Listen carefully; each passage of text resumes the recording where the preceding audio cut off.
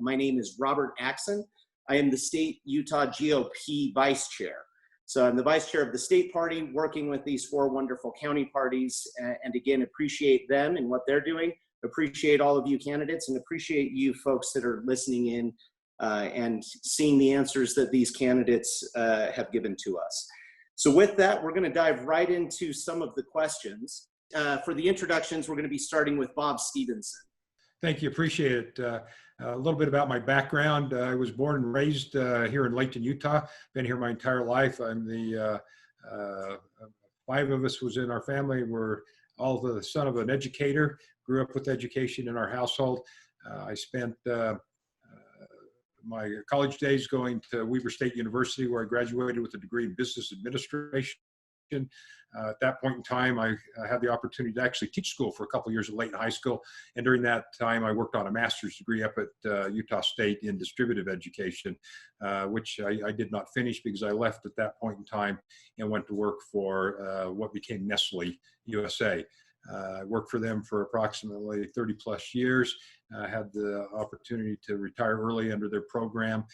During that period of time, there was a number of things I was able to do. One was I served on the Layton City Council for 3 terms. At the conclusion of the 3rd term, I did not seek re-election. Finished raising my family at that point in time. Was elected mayor in Layton in 2013, was re-elected again in 2017. From that point in time, I ran for Davis County Commissioner, which is what I'm serving as right now. Some of the things I was able to accomplish during that period of time is that within the city, we were able to grow our economy. We also were able to lower taxes. One of those things that we all felt pretty good about. We worked together very closely as a council. In the commission, probably one of the things that we've been able to accomplish in the last year and a half is we've opened up what's called the Receiving Center, which is an operation that's a test program here in the state and the country, to where instead of taking people straight into the judicial system, we are offering them the opportunity to go into basically some rehab, which they're dropped off if they sign up for it. It's really been a good program because people are going to it, and it's helping many people out to where they don't end up in the judicial system, and it's saving us money. I do believe that I'm probably the best qualified candidate. I think with my background and all the many things that I have done allows me an opportunity to be able to serve you in Washington, D.C. by taking all the local experience that I've had all along with my business experience. So with that, I'll turn it back to you. So next we will hear from Kerry Gibson. Thank you, Robert. I appreciate that introduction, and I want to give my thanks to all of you County Republican Party chairs. I'm grateful for the work that you do on the grassroots level. I think you put together some really good virtual events during the convention process, and of course the great state convention process that we had. You did a wonderful job, and I'm grateful for the work that you do. And I say that because I am grateful as I look at you for the opportunity to be a Republican.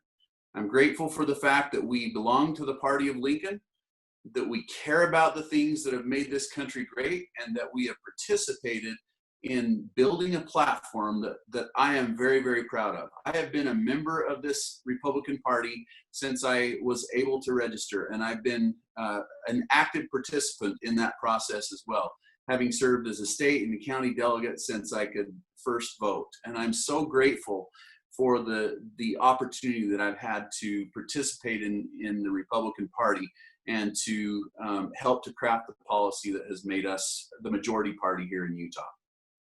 So I want to share with you just a little bit of my background. As I think about the things that are important to me, I can't start without recognizing my wife and children. I married Katrina, my sweetheart, about 26 years ago, and she is the joy of my life, the light of my life, and my wonderful companion. I'm so grateful for her. Together we have 6 wonderful children and 2 baby grandboys. So we are grateful to have the next generation coming. And I grew up on a family farm in a place where I learned the values of honesty, integrity, and hard work. And I learned what it meant to own and operate a business and how to deal with the challenges thereof. I've also had a few opportunities to serve, and my record proves that I'm a conservative who has learned to value those important challenges that we face. As a county commissioner, I've fought federal overreach. I've fought life and the right to keep and bear arms. And as the Utah Agriculture Commissioner, I've stood with our farmers and ranchers and frankly all consumers in making sure that our food production mechanisms were safe and affordable. And so as we move forward with priorities, we need to balance the budget. We need to protect Hill Air Force Base. We need to protect and have more control of our public lands. We need to keep an eye on our food production system. And frankly, we need to put much more attention on protecting our values and our constitutional rights and liberties as a nation. And those will be the focus, my main focus as I am elected to Congress. Thank you so much. Thank you, Kerry. We appreciate hearing from you. Next up, we'd like to hear from Katie Witt. I am pro-life, pro-gun, pro-Trump, but most importantly, I am pro-you. My family live here in Kaysville. I've got 3 kids. They're all in college right now. It's very expensive. My husband works for the University of Utah, and he is the chair of pharmacotherapy. I'm the mayor here in Kaysville, and we love it. We love living here in Kaysville. A lot of times I get asked how I got involved in politics, and I blame my father. He was a reporter for the Associated Press, and he covered the Utah State Legislature when I was little. And so politicians were like my dad's work friends to me. So we talked around the dinner table all the time about what was going on. And, you know, out of one of those discussions around our dinner table, we ended up having refugees come stay in our home in Sandy. We had Polish and Vietnamese refugees who were fleeing communism. And from that, I really gained a respect for freedom and the sacrifices that people make for freedom. One specific incident that comes to mind is when one of our Polish refugees came home from work, and my little sister was about 8 months old at the time, and she was wiggling around on the floor in one of those terry cloth sleepers, you know, and he came in and picked her up and just rocked her. And, you know, he missed his family. He had to leave his wife and 2 children at home, and he missed them so much. And these are some of the sacrifices that people make in order to have freedom. I also gained a real testimony of the Constitution when I was a Rotary Exchange student in South Africa and got to see firsthand what a country looked like without our Constitution. And I was also there when Nelson Mandela was released, and the hope that that brought to the nation. My vision for Northern Utah is that families can live where they want to live, be able to fully participate in the economy, and be able to have their kids get a world-class education right from the kitchen table, and have great healthcare no matter where they live. And so I'm looking forward to the future. I think America's best days are yet to come. Katie, thank you very much for sharing your introduction. And our final introduction of the candidates tonight will be Blake Moore. Thank you. 3 minutes is going to feel like a luxury. Actually, we've had some debates and leading up to this, so it'll feel like a luxury. So I too want to have a chance to tell you a little bit more about myself, my family, why I'm running. But first, to the county chairs, you had a tumultuous experience with that convention, and it was just flawless. And so I echo what Kerry said. It was an amazing process, and you know, as soon as that ended, you got right back to it. And Danielle and others have been, you know, communicating about getting this on the schedule as well. So thank you for that. It's great to be back with the other candidates as well. So with this luxury of time, again, a little bit more about myself and my family and why I'm running. I'm running for this office because at a young age, I learned the value of service.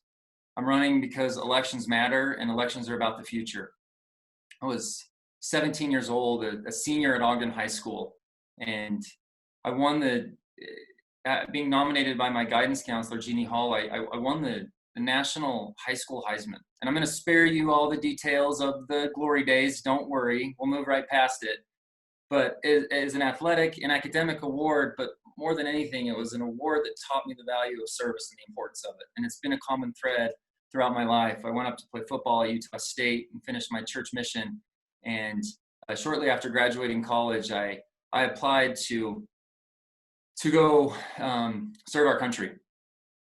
Went through an extensive background investigation with earning my security clearance to go and then to serve for approximately that whole time was about 8 years, where I got to go and serve in Washington, D.C. and abroad in Southeast Asia and in and out of China. That experience, again, trusted with America's intelligence, taught me, patriotism and how important that is. We left at that point. During that time, I met my wife. We had our oldest son, Max, when we were in DC, and I had an opportunity to come back to Cicero Group here in Salt Lake City. We have 3 kids. My wife and I are celebrating our 10-year anniversary this summer. And the piece about Cicero, a lot of times in a newspaper article, say, oh, Blake's, businessman Blake Moore, does not tell the story. The time I've spent at the last decade has been helping businesses grow, solving complex problems for organizations of all industries. Yes, that's the private sector experience. And then there's an enormous amount of policy work that we've done. We'll take public sentiment on a particular topic that goes right into the legislative process. That's something that I don't get a chance to talk to. That's why I love talking to delegates so much, when they can see the relevance of this experience to what the job of Congress is going to be. Appreciate the introduction. Thank you to each of you participating tonight and watching and listening, or even in the day, as if you're watching this through YouTube or any of the other ways that our wonderful county party chairs have gone about trying to get this video out and get this in front of you as the voter. So the 4 individuals that I'd like to introduce that really have done a swell job as chairs for their county Republican parties, coming together not only to facilitate this, but they have been working tirelessly all year long with all the complications that all of us have seen with COVID-19 and unforeseen events, to make sure that we're getting out the message of the Republican Party and that they're helping facilitate voter engagement and access to candidates. They've worked tirelessly, and for that, I'd like to introduce them. Starting at the north end of our state, Cache County, we have our county party chair, Chris Booth. So Chris, if you'd introduce yourself. Yes, hi everybody. It's a pleasure to serve the people of Cache County and the Republicans up here, and grateful for this opportunity to come together with 3 great county chairs in Davis County with Daniela, and Lacey Richards with Lacey in Weber County, and Jaime in Box Elder County. So it's been a pleasure to put this together and work on this, and kudos to Daniela for leading the charge on this. So just happy to participate.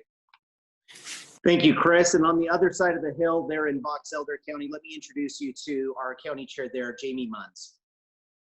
Thank you. I echo Chris. It's been a great opportunity to work with other county chairs to try to do the work of the Republican Party, not only in our county, but also in helping our state level candidates. I'm grateful for the opportunity I have to serve Box Elder County and to be a part of kind of an interesting experience, an inaugural experience in trying to do things a different way. So I'm grateful for the participation, and I'm grateful for Daniela and her hard work as well in putting this together.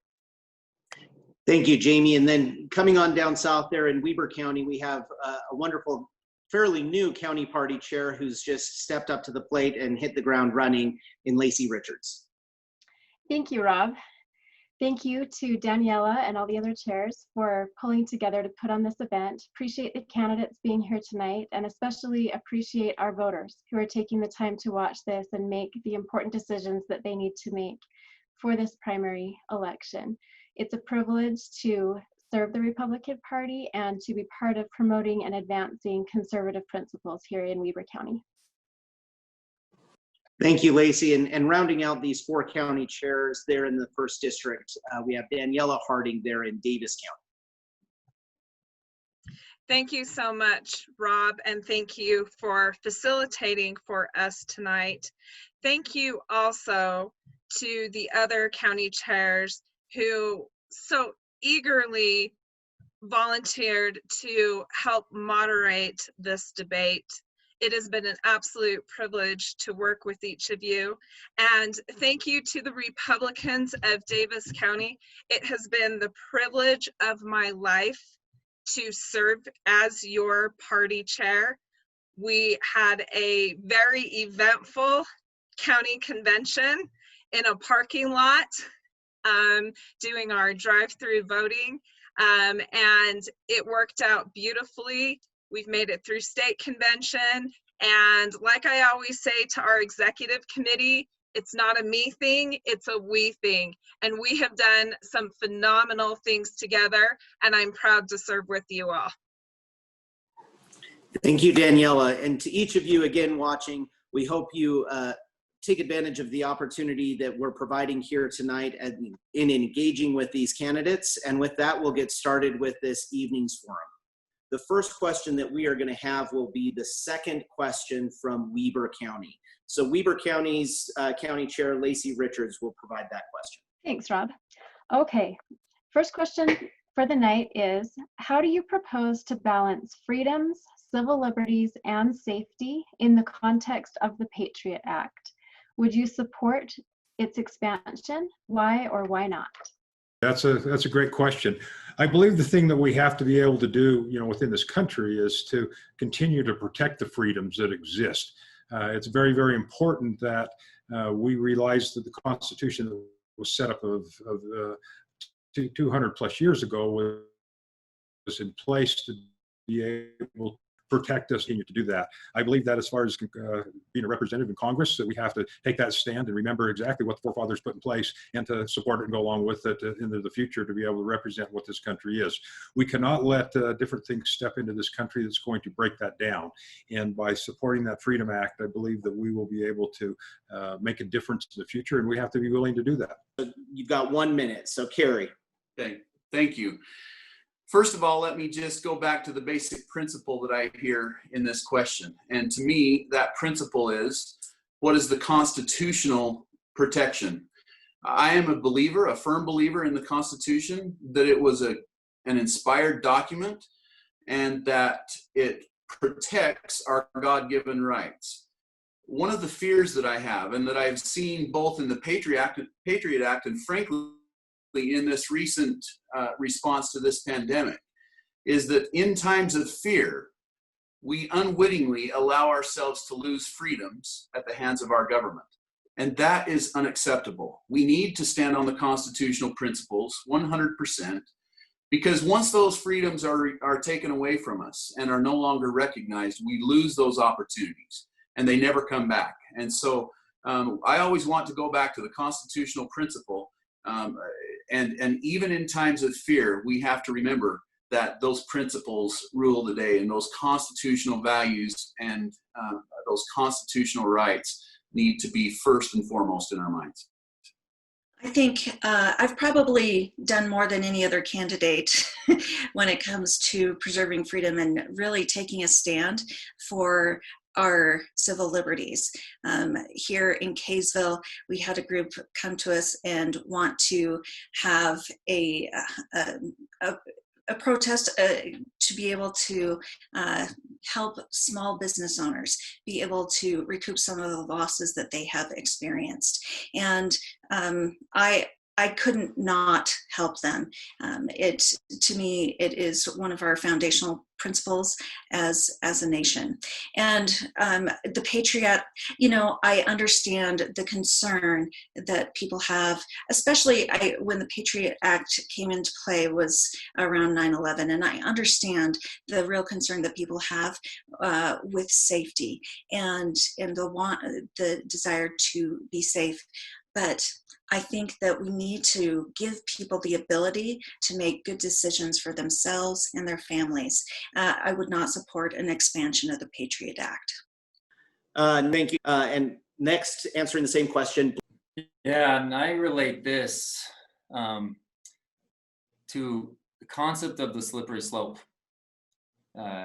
We can't allow the slippery slope concept entering into any aspect of the Constitution, and we're seeing it constantly. We can justify something after 9/11 when the Patriot Act was enacted. It got broad support because something had never happened before. We had not experienced that before. And then it continues on, and we say, oh, we're going to get back to it, and we're going to, this is just for a time. Well, this type of action is a slippery slope that we continue to allow to expand that. And that's when it takes a whistleblower, something of that nature, to expand it. I absolutely believe in the fundamentals of liberty and the Constitution, and we have to make that our bedrock. We have to support our law enforcement and our military to have a strong defense, but we cannot sacrifice that and join a slippery slope. Perfect. Thank you, Blake, for that answer. So that was the first question. And as we go through each of these questions from the various counties, we will be alternating that list, that randomized list of the order of the answers. And so where Bob Stevenson, Kerry Gibson, Katie Witt, and Blake Moore was the order for the first question, we'll just be going down that list. So this second question, the answer will be starting with Kerry to Katie, Blake, so on and so forth. And as we go through these, you'll have a chance to hear from people in different orders.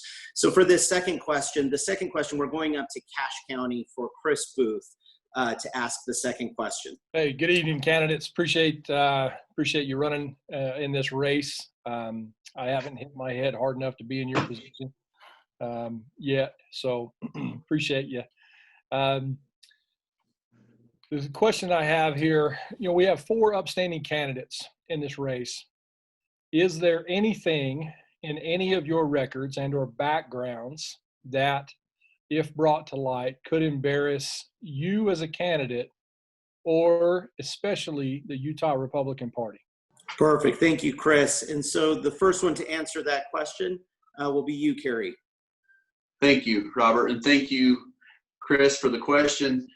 I am grateful for the opportunity to have held prior office in the past, because I have, my record is an open book, and I'm grateful for that opportunity and that record.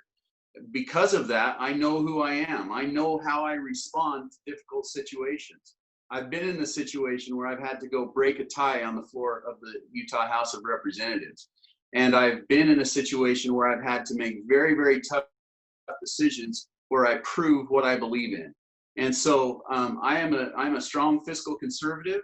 I am very, very proud of that record, and there's nothing in my record that I am not proud of and that I won't stand behind as a candidate. And so I'm grateful that I'm a candidate in this race who can show that, not just by what I say that I'll do, but what I've shown that I'll do in the past, that I've done in the past. Perfect. Thank you, Kerry. Next, Katie, the same question. No, there is not. Short answer. I am grateful for the opportunity. I'm so grateful for this chance to have the honor of being able to run for this office. I take it seriously. I am the top conservative in this race, and I am not ashamed of my record. And I'm pretty much an open book. So I'm glad to I would love to serve the people of the first district. Thank you, Katie Witt. Next, Blake Moore. Thank you. There's absolutely nothing. I briefly mentioned a little bit about my background, and I served with a top secret security clearance. I've had a full background investigation by the U.S. government. There is not an ounce that would ever mar the Republican Party, my family, our state, our districts, everything. Listen, the people closest to me are my biggest supporters, and I am so thrilled to be able to go and serve in this capacity if I'm successful in this primary. And yeah, there's absolutely nothing that would come to light. Thank you. Thank you, Blake. And finally, on this question, to you, Bob Stevenson. No, there isn't anything at all. So, I mean, I could even take my career with Nestle. I don't think there was ever a letter in a file, anything with my family. There's nothing. Thank you, Mr. Stevenson. We'll be going to the third question. And for the third question, again, these question orders were done by randomization. And this one is again from Cache County. So to you, Chris. Hey, thank you, Rob. Do you believe the U.S. Constitution is a living, breathing document? Why or why not? Thank you, Chris. So starting this off, we'll be going to you first, Katie Witt, to answer that question. Katie. I believe in the original intent of our Constitution. I think it gets interpreted different ways through time, but I don't think that it is. People who like to think it's a living, breathing document actually want to change it.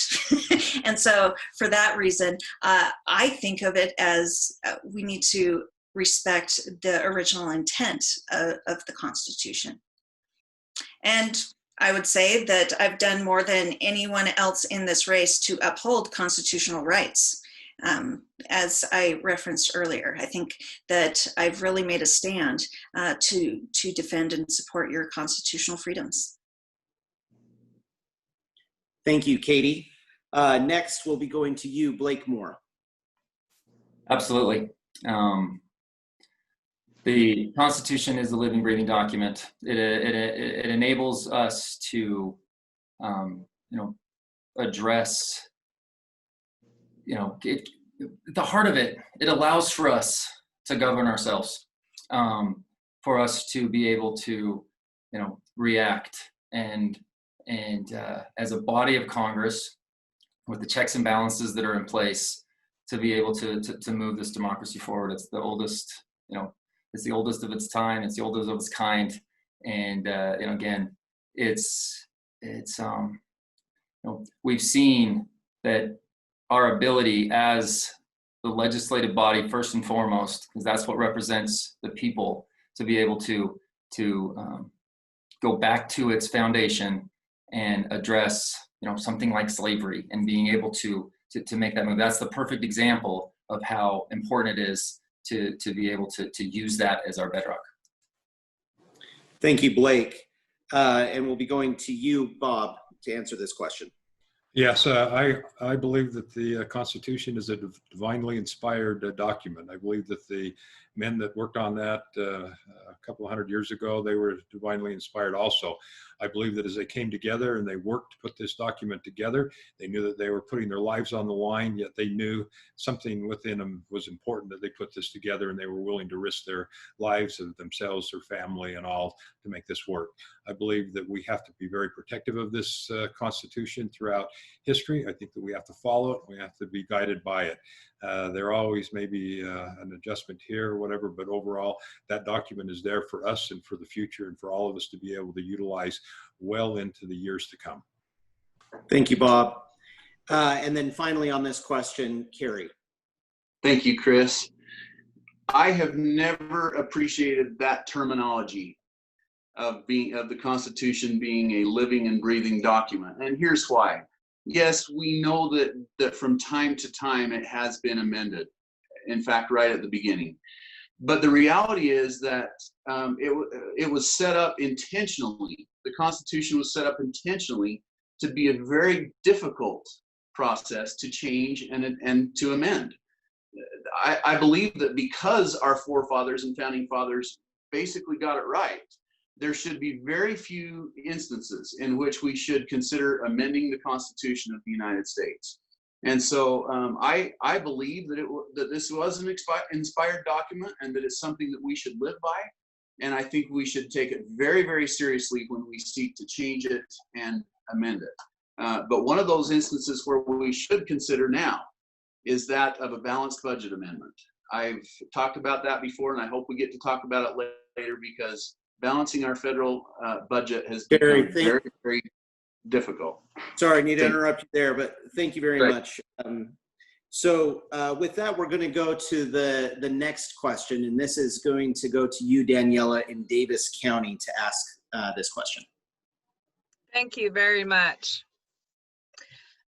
Candidates, according to a Salt Lake Tribune article, affordable housing has traditionally been the domain of local governments, according to Jim Wood, a senior fellow at the University of Utah Kempsey Gardner Institute.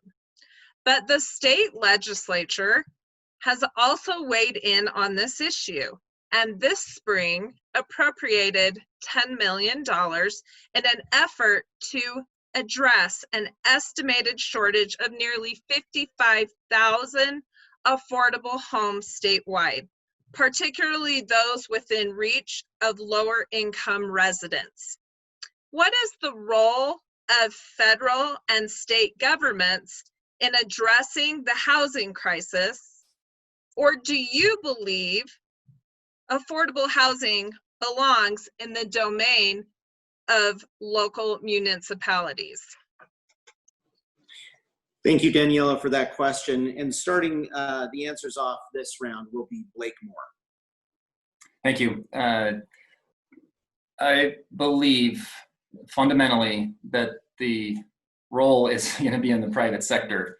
The government cannot control these types of things. They can try for a time period, and it never ends up being what the private sector, the private economy, or the free market economy will allow. The only way, this is a local issue primarily, I believe. Zoning, right now in Utah, we have the not in our backyard type of mentality, and if we continue the sprawl, yes, we're gonna have congestion issues, and there's all sorts of other issues that come from it. So you can address some of the zoning issues and encouraging this to happen, but you, as a government, you cannot control these types of pricing. Municipality level, I would say the same thing too, as far as zoning, how that goes. But other than that, as far as encouraging this to become better, we can't mandate this especially at the federal level or at the government level. Thanks. Thank you, Blake. Bob Stevenson. First of all, the federal government needs to stay out of a lot of things dealing with the states all the way down to municipalities. That's probably one of the problems we have, is the federal government involved in too many things. This issue realistically is at the local level. There's no question. The zoning, planning, all that takes place at the local level, and that's where it has to be resolved. I'm not against the fact of the state willing to put some dollars in to be able to help figure out how we can create some of this affordable housing. We have to remember that affordable housing is not just trying to have a cheap rent. It's basically to be able to have good housing and for people to be able to afford it who may be finishing school or newlyweds or whatever. But the planning and the zoning takes place at the municipal level. And anytime anybody above there steps in and starts to create what they think, you're taking away that ability and those rights to come with being part of a city. That is where it is, and that's how it needs to be. Thank you, Bob. Kerry. Thank you, Robert.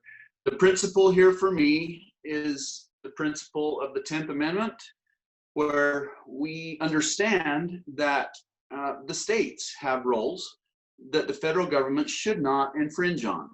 And the federal government just has a few enumerated rights under the Constitution, things that they should be involved in. And local government, planning and zoning, is not one of them. And so the states, and by extension of that, local municipalities as political subdivisions of the states, they have the responsibility to deal with planning and zoning and affordable housing.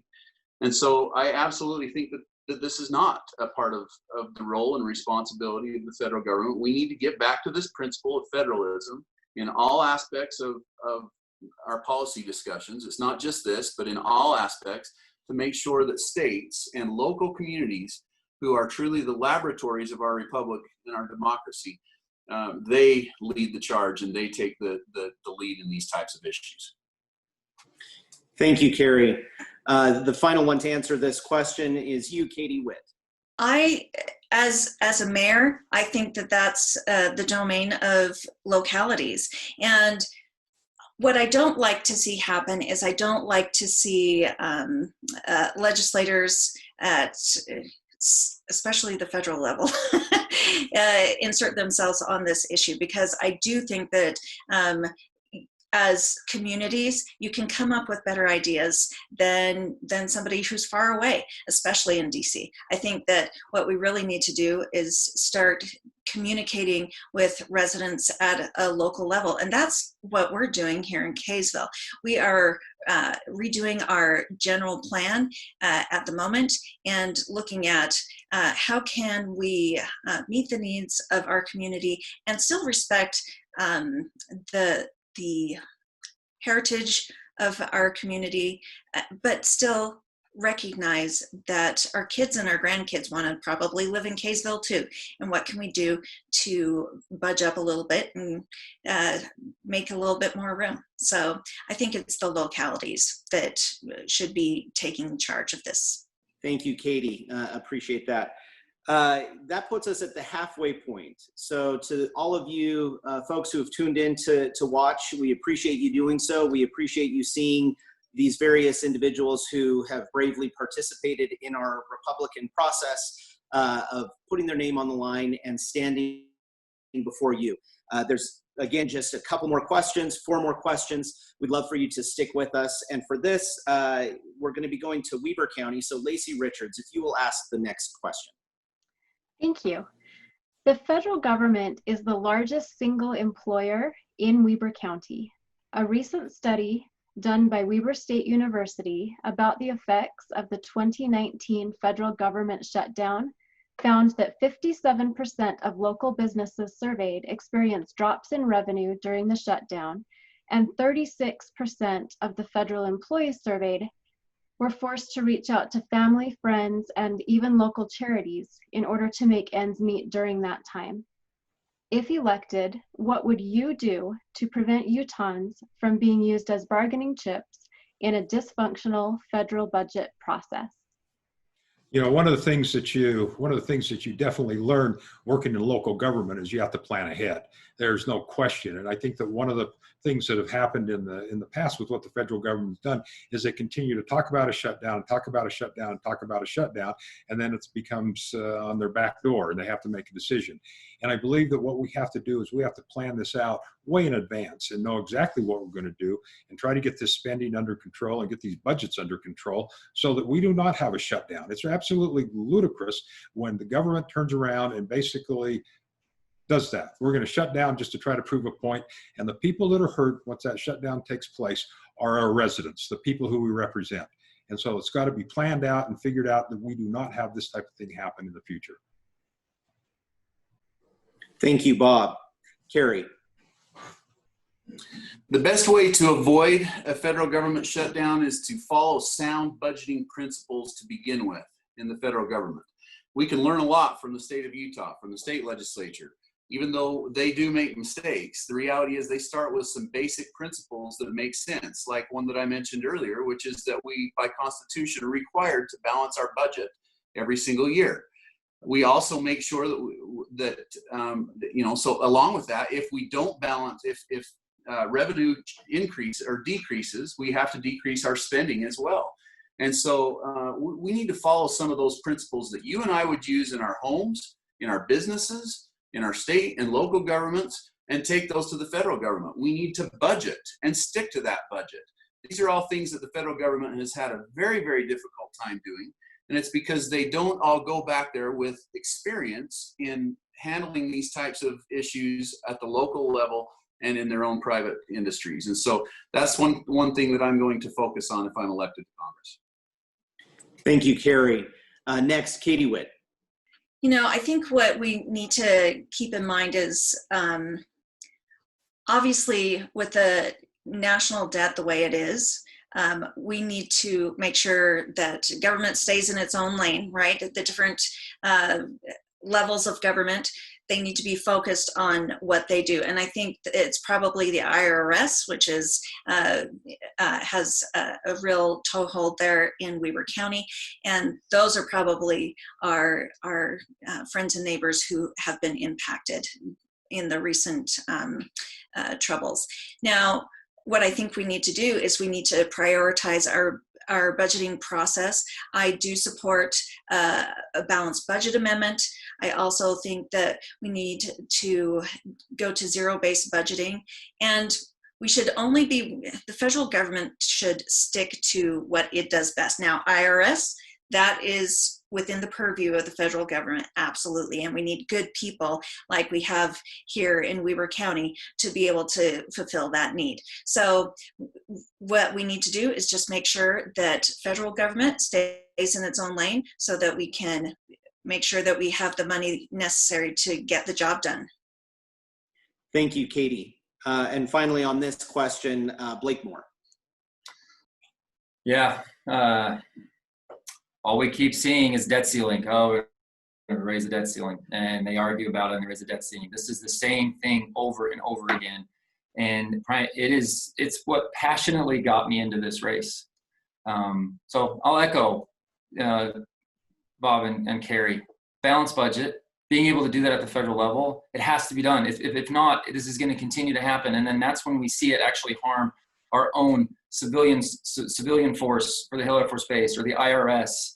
That directly impacts our entire economy. That's where this becomes such a detriment. Utah is doing everything it should be doing. And because the federal government can't fix this, then that's when we're affected, and it has to stop.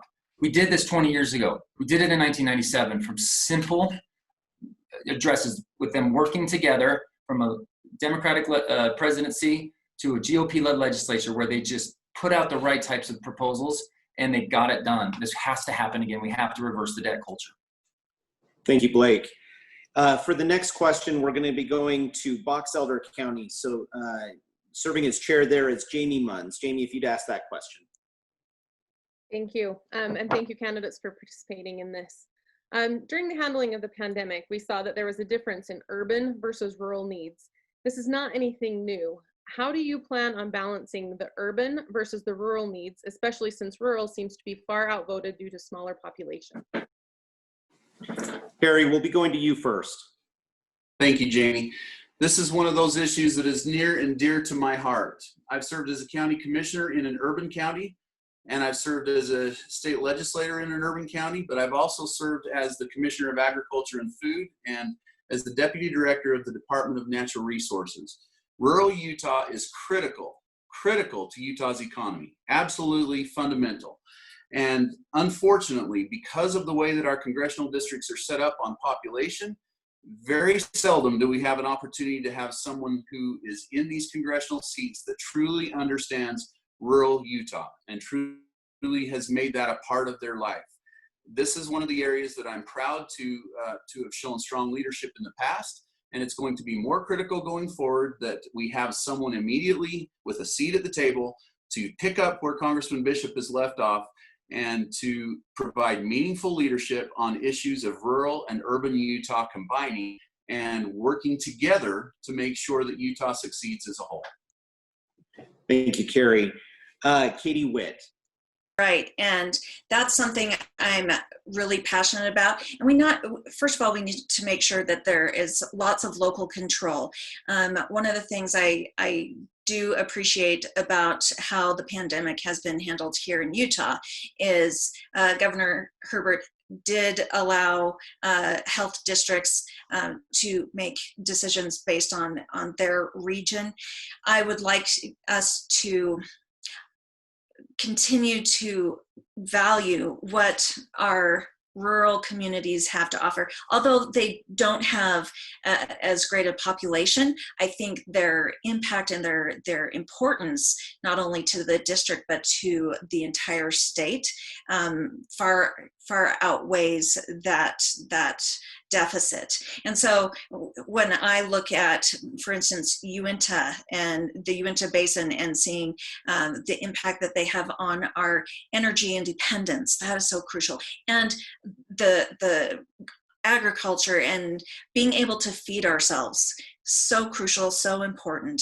And we need to make sure that we take care of our agricultural community, as well as the oil and gas and mining. And these are all things that take place out more in the rural areas, but they have crucial importance, and they need to be co-equal with urban populations, absolutely. Thank you, Katie. And finally, Blake Moore. This is where we have to take advantage. This is where I've been, as I talk economic recovery with individuals, and as we're out on the campaign trail, as we talk about plans for this, we have to take advantage of what we've just gone through with this COVID-19. The Wasatch Front has experienced an incredible growth rate over the last, 5 to 8 years, and that did not happen in rural Utah. We have to take advantage of what we're experiencing to provide more teleworking opportunities. The realization that we can't continue to rely on foreign produced goods, agriculture, and energy, that is now somewhere where we can build that and put that into our rural economy. Education opportunities need to be blasted to all of Utah, and it needs to be nimble, it needs to be affordable. We need to bolster up our tourism and even do that more domestic within Utah, and encourage that to take place in this concentric circle type of situation. Above all, what I've learned when I talk to folks in rural Utah, they have the answers for themselves. They just need a champion. Thank you, Blake. And finally, Bob Stevenson. Yes, I've had an opportunity to be right involved with this COVID situation there at the county. It's been one of those experiences that, no one's really had a whole lot of experience with it, and we've had to be able to try to figure it out. One of the things that I think has been apparent as we've gone through this is in the rural parts of the country, or rural parts of the state, is that there has not been a lot of sickness in those areas. San Juan, when you get down into the reservations, they've had some major problems on that, but we've all been trying to be very protective.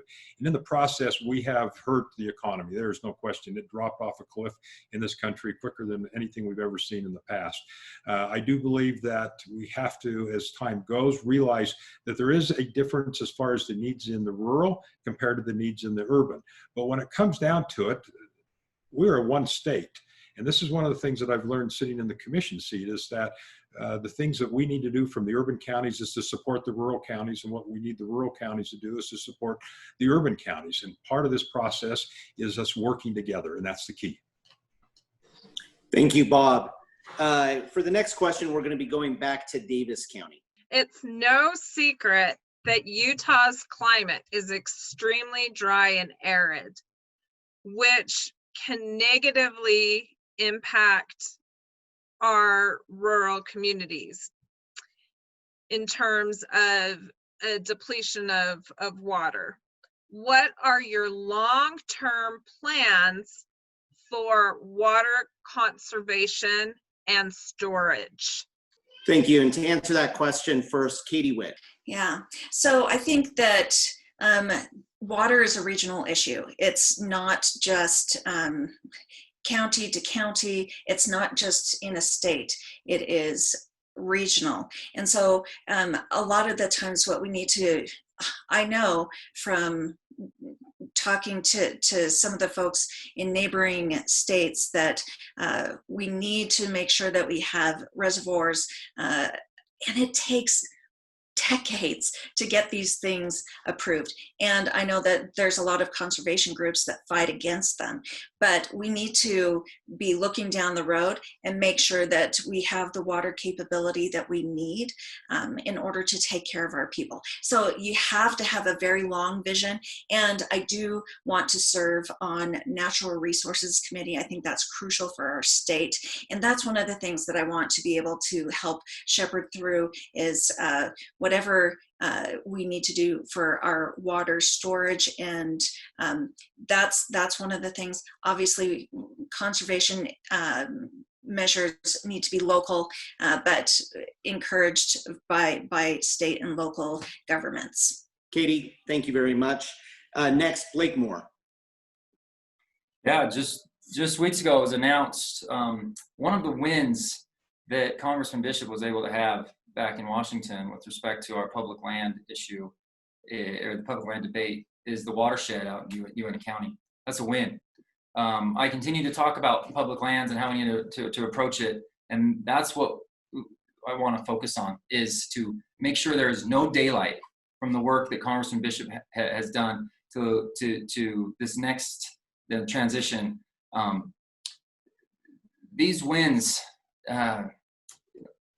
it's about balance, right? Ultimately, when we talk about water, it is a limiting factor. And so our agriculture department, or agriculture, needs to be able to manage what we're doing.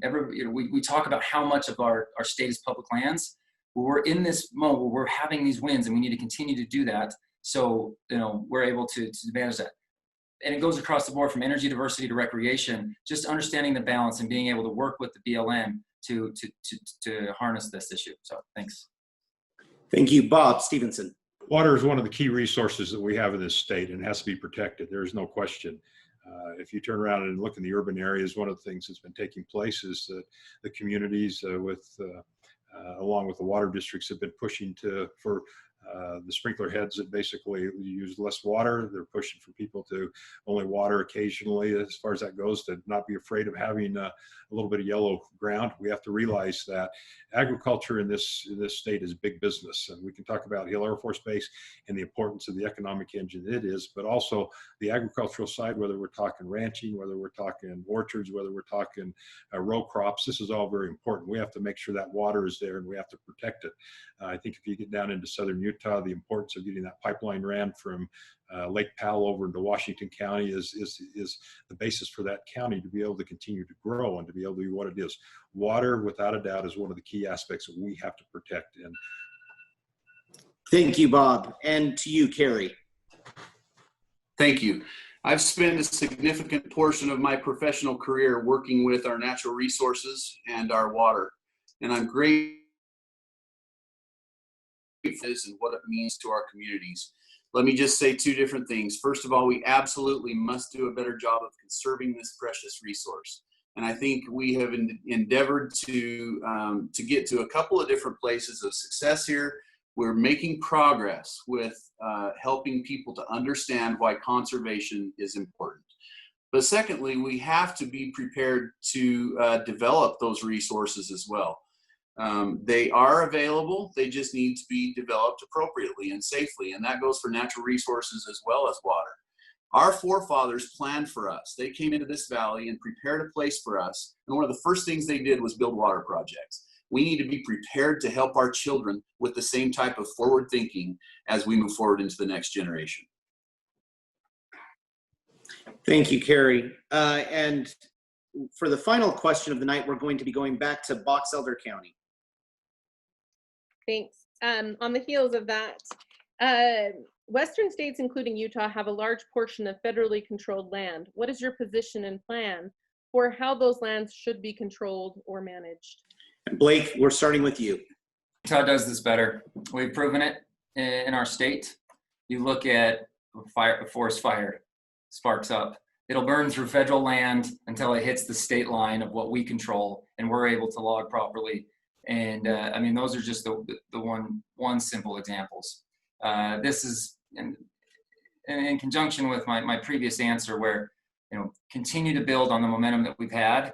And when Utahns can over communicate our commitment to conservation, I mean, it benefits us. No one cares more about our beautiful landscapes and our national parks than Utahns. It's a pride portion of us.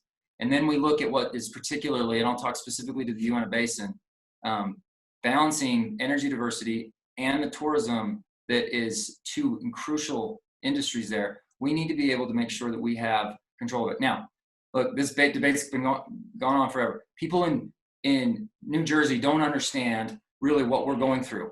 And we need to make sure that we can win over those hearts and minds so other people can understand how big of a disadvantage we are. Thank you, Blake. Appreciate that. Next, we're going to be going to you, Bob. Yes, in this state, we're about 65% owned by federal government.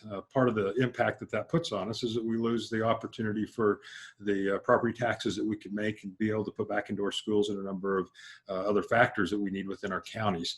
If you turn around and look at the importance of what's referred to as the PILT funding, payment in lieu of taxes. We have to make sure that is secure every year, not have to turn around and go to the federal government and try to push and ask to get those monies each year. It needs to be a continuing thing. Just to give you somewhat of an example on this PILT funding is that you get about $1.24 average per acre in the state of Utah. Some of the counties are as low as 39 cents an acre. Others are up as high as $2.77 an acre. We've got to bring consistency to that to be able to help this public lands thing take place. We need to make sure also on the public lands that it has that continued multi-use, and it's the ability to be able to recreate, be able to mine, be able to graze with all these lands throughout the every year. Thank you, Bob. Kerry, to you. Thank you. Well, first of all, we absolutely need to hold the federal government accountable to the promise that they made to us in our state constitutional enabling act, where they promised us that they would return the federal lands within our state to the control of the states. We are at a constant disadvantage with our neighboring states, our states to the east, because of the fact that we have not had that benefit that they have had. Now, in the meantime, I think the best that we can do right now as part of that process is to show the federal government that we have the best interest of that land at heart. And I have actually made significant progress with that in my time at the Department of Natural Resources and the Department of Agriculture, where we now have management authority over many of our federal lands by interlocal agreement between state and federal agencies, where we have the opportunity to show leadership and have on-the-ground input from our local county commissioners, local ranchers and farmers, local communities, and our state government on managing those federal lands. As we prove to them that we can do better, we will have more opportunities to have that eventual transfer take place, which will eventually benefit our school children and everyone else in this state. Thank you, Kerry. And finally to you, Katie Witt. Thank you. Yeah, this is a question. I'm really passionate about this. I have gone toe to toe with environmental extremists before. I know what I'm getting in for. And I feel like we need to, when it comes to Utah's public lands, over 65% of the state of Utah is owned by the federal government. So I've run into two types of people. There's the get off my lawn people and the let's see what we can do people. And I'm probably more of the let's see what we can do. What I want to see us do is be able to partner with the federal government to get as much control to the counties as possible, along with the funding necessary to take care of that land. So I would love to see us be able to have our counties have the management contract, as it were, for federal lands in their jurisdictions, because they are expected to take care of vast tracts of land without the property tax money that is necessary to take care of those lands. So let's find a way so that they have the money necessary to do the job that we're expecting them to do. And this might be one of those ways that we do that. Thank you, all of you candidates. That ends and concludes the question and answer portion. For the next segment, we will provide, again, 3 minutes in a conclusion statement opportunity for each of you. And we will be going in the reverse order of what your opening statements were, beginning with Blake Moore. So I found out quickly that 3 minutes isn't as much of a luxury as I'd hoped in my opening statement. So I'll make sure to wrap up on time this time. Thank you again for another opportunity to communicate our message. And to the other candidates. But my point is this, and I made this point in the debate a few days ago. I'm trying to break the mold here. I firmly believe that if we want to the same results from Congress, that we need to keep electing the same people. I am bringing a fresh perspective, and I'm asking you to expect more. I was at a town hall last night with mostly some delegates that wanted to meet again and have a really amazing conversation, hard questions. And at the end of it, and hope this individual is watching this, he said something that I didn't even realize, it hadn't even really occurred to me. He said, one of the things that I'm so supportive of Blake for is because I can tell in his answers, he's thinking about his kids. He's thinking about his 3 boys and maybe a girl one day if we're lucky. He's concerned, but he's hopeful that we can do this, because we're not on the right track right now. Simple as that. We're not on the right track, and we need to reverse course. And I just, that's come to me in so many different ways during this. Whether it's somebody mentioning, their grandkids, like, oh, I'm really hopeful for my grandkids. That's something I shared the other day as well. But when he made that point, it really hit home to me, and it hadn't even been something that I had necessarily, done on purpose in any way. But he said, I just feel it, that he's really concerned about what the future holds for his kids. And I have skin in the game, and I will fight to make sure that they have the best opportunity available to them. My future, is in jeopardy with where we're at right now, with where our debt is at right now. It is our biggest national threat, and we need to reverse course. Look, elections are about the future. This is an absolutely pivotal election. We need to expect more out of Congress. We need more dynamic leadership that encompasses a broad background, and I have that right experience. I ask for your support for this June 30th election. We can go be successful in November and go make sure something changes going forward. And I want to be a productive force for good in Congress. So thank you again. I appreciate the candidates and every one of you that are out viewing it and vetting this situation, and I hope for your vote. Thank you. Thank you, Blake Moore. To you, Katie Witt, for your closing statement. Right. First of all, I want to thank the county chairs for being able to put this together and work with me. I appreciate it. But most importantly, I want to thank you who are taking the time to evaluate the different candidates and make good choices. I am pro-life, pro-gun, pro-Trump, but most importantly, pro-you, and I will work tirelessly to preserve freedom, expand opportunity, and reignite patriotism. I have the endorsements of the American Conservative Union, as well as the Susan B. Anthony List, the premier pro-life movement here in the United States. I think that America's best days are yet to come. I am excited to find out what comes next. We are on the brink of a new frontier, and it is going to be our entrepreneurs, our small business owners, our innovators, and who are going to lead the way. Our job in Congress is going to be to clear the path, get the rules and regulations that don't make sense, get them out of the way so that our real leaders can go out and create this new America. I believe that the number one thing we need to do right now, we need to reopen America. It is crucial, and we also need to restore our constitutional freedoms. Please join me. Come to katiewitt.com or on Facebook, Katie Witt for Congress. We are looking forward to meeting you and joining with you. Join us in this fight. Patriots assemble. Thank you, Katie Witt. And now to Kerry Gibson for your 3 minutes on your closing statement. Thank you very much, Robert. I reiterate one more time, my friends, now is not the time for on-the-job training. In these troubling times that we face, we need strong and steady leadership. We need someone with a conservative track record who has shown the values that they believe in and has shown that they can back it up, such as defending the right to life, protecting our Second Amendment, and fighting for our constitutional liberties, all things that I have a track record of doing. The easy decisions have already been found in Washington, D.C. If we're truly going to balance the budget, if we're really going to be able to protect Hill Air Force Base, if we're truly going to be able to ensure ourselves a seat at the table when it comes to fighting for our public lands in Utah, then we're going to need someone who has been able to stand on principle, who's been able to point to their record of making these tough decisions when the time has come and when the moment of decision comes. When the moment of decision comes, the time for preparation is past.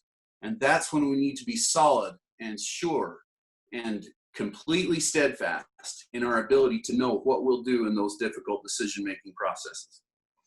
One thing is for sure, my friends, if you elect me, to serve as your representative, I promise you that I'll hit the ground running on day one, that I'll be able to serve you on the first day that I'm sworn into office, that when I raise my hand to the square and take that oath of office to uphold and defend the Constitution, that I will do so not only with a promise to do so, but with a record of doing so in the past, and that I'll be able to hit the ground running immediately, that we'll be able to immediately put Utah back in the driver's seat in an opportunity to help us to move forward and to make sure that our nation is well represented. So thank you so much. I ask for your support.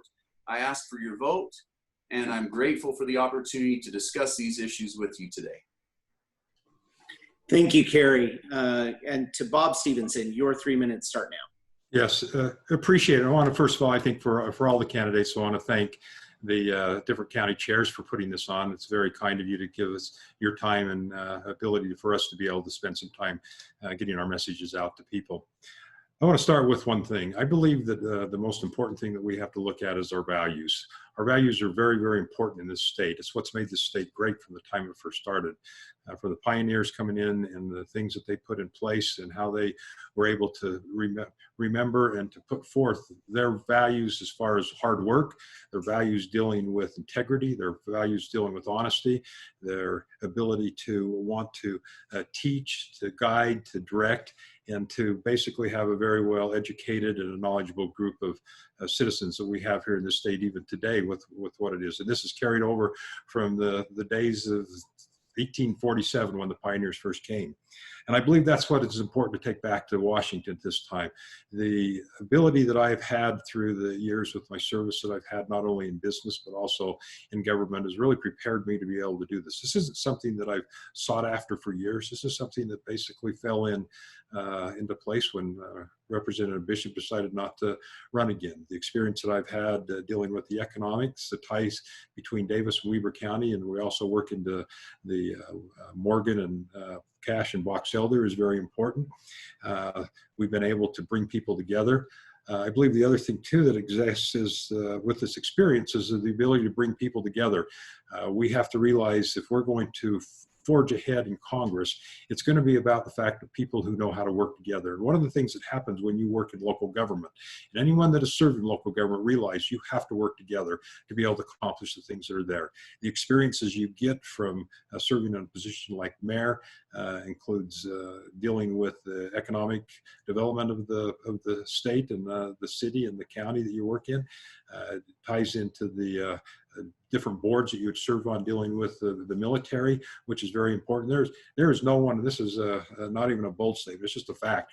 There is no candidate other than myself who has had the ties, the experience, and the understanding as far as the military goes in this state, and also the advancement of the economic development that goes right along with it. We have to protect that, and we have to continue to grow it. Having jobs and growing this economy in this state is the #1 priority that we have to have. I do appreciate everybody. I appreciate the time to listen to this and sitting down and wanting to learn more about the candidates. I do ask you for my vote. My track record shows that I lead with honesty, I lead with integrity, and I lead to serve the people. That's my goal on it, and that's what I'll do, and I appreciate your vote at this time. Thank you, Bob. Well, thank you to each of the candidates in reverse alphabetical order, just for those of you watching, so that you again know the name of these individuals that you get to select through this primary process. We had Katie Witt, Bob Stevenson, Blake Moore, and Kerry Gibson. So we appreciate all 4 of you joining us and providing the opportunity for these Utahns in the Congressional 1st District to look at you, to hear from you, and to see where you'll take them if you are selected to be not only the nominee for the Republican Party, but are elected in November. I want to also thank, again, our county party chairs who facilitated this, who 4 counties came together to provide this forum and opportunity for each of you. We have Daniela Harding out of Davis County, Lacey Richards out of Weber County, Jaime Munns out of Box Elder County, and Chris Booth out of Cache County. So thank you to each of you. And to all of you that are watching, all of you that have taken the time to participate in this process, I encourage you to watch the totality of the video. Go back and forth, get the answers that you're looking for, search out these candidates, ask them questions individually, go to their websites. And as the vice chair for the state party, I would encourage you to visit the Republican Party's website, which is utgop.org. Visit the website, see ways that you can engage as a Republican, see ways that you can participate as we make our state a wonderful place, as we make our state a place that stands for the values of the Republican Party. And we appreciate you participating in the primary process. Thank you again for watching tonight. I hope you have a wonderful summer. All the best.